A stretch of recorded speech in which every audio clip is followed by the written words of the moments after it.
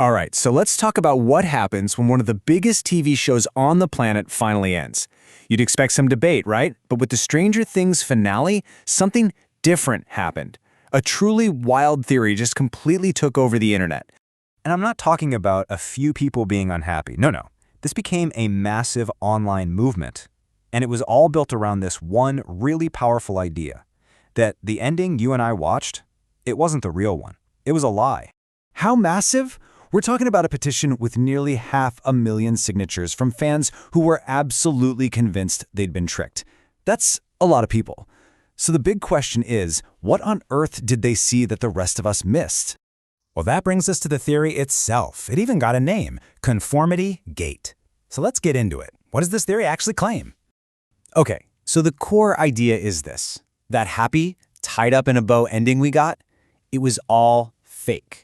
A mass hallucination planted in the heroes' minds by the big bad, Vecna. And the really wild part? Proponents believe that Netflix was hiding a secret, real, 9th episode, the true, much darker ending.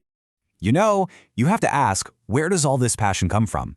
Well, a lot of the energy behind it, as this Reddit user points out, came from pure fan disappointment, especially from parts of the fandom that were really invested in certain character relationships, or ships as they're called.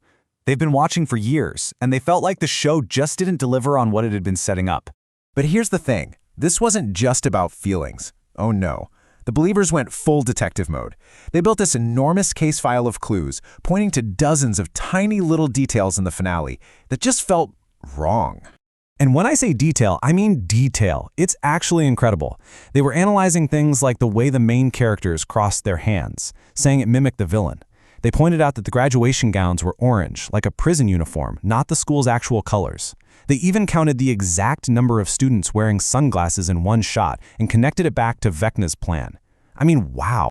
They also honed in on what looked like production mistakes, stuff like the door in Mike's basement suddenly being on the other side of the stairs. But to them, it wasn't a mistake. It was a clue that we weren't seeing the real basement, but a flawed, dreamlike memory of it. And the evidence wasn't just visual stuff either. It got super meta. They found a book in the background of a shot that was literally about false endings. They analyzed D&D dice rolls from the final scene and connected them back to Season 1. It all felt like the creators were leaving this elaborate trail of breadcrumbs for them to follow. Okay, so that's a pretty compelling case, right? But for every single piece of so-called evidence, another part of the fandom came up with a much, much simpler explanation. So now we got to do a reality check and look at the other side of this. All right, so one of the central pillars of the whole conformity gate theory is right there in the name, that our heroes all just conformed, that they gave up who they were to fit into this perfect, normal life. But a whole lot of other viewers were basically screaming, "Did we watch the same show?"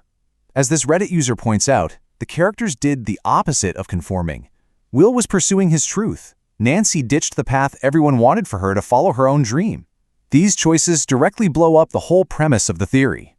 And that's pretty much the theme for all the rebuttals. Those visual errors, probably just simple production changes over 10 years of filming. The romantic ships that didn't happen, well, they were never actually guaranteed in the first place. And honestly, the biggest one, the idea that Netflix could secretly produce a whole extra super expensive episode and keep it a secret after a massive marketing blitz, it's just really, really unlikely. So, with the internet completely on fire over this, everyone was just waiting for the Duffer Brothers or Netflix to say something. And then, they did. But it wasn't what the theorists were hoping for. Instead of revealing a secret episode, Netflix announced a making-of documentary, and the timing was just perfect. Or perfectly brutal, depending on your perspective. They announced it right when the conspiracy was at its peak, and it really felt like the final nail in the coffin for Conformity Gate.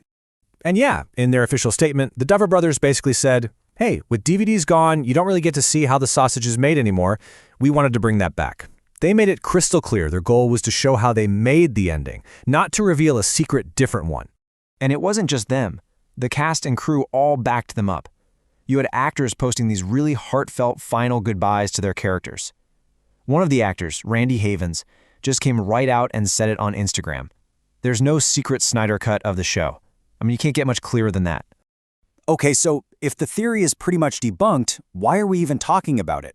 Because the real story here is why it got so big in the first place. This whole thing tells us so much about modern fandom and, what happens when a story we love doesn't end the way we want it to. And this is a perfect illustration of that. You look at something like the Snyder Cut campaign. That worked because there was actual documented proof that a different version of the movie existed. But then you have petitions for Game of Thrones or theories about Sherlock that went nowhere. Why? Because just like with Conformity Gate, there was no actual evidence of another version. It was all hope and speculation. So when you boil it all down, Conformity Gate probably isn't about a real conspiracy at all. It's about something much more human.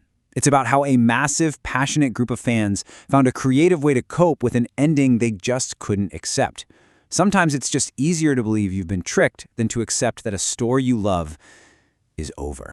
And that leaves us with this one big, fascinating question that's more relevant than ever in the age of the internet. When a story is finished, who really gets to own it? The people who made it or the fans who loved it?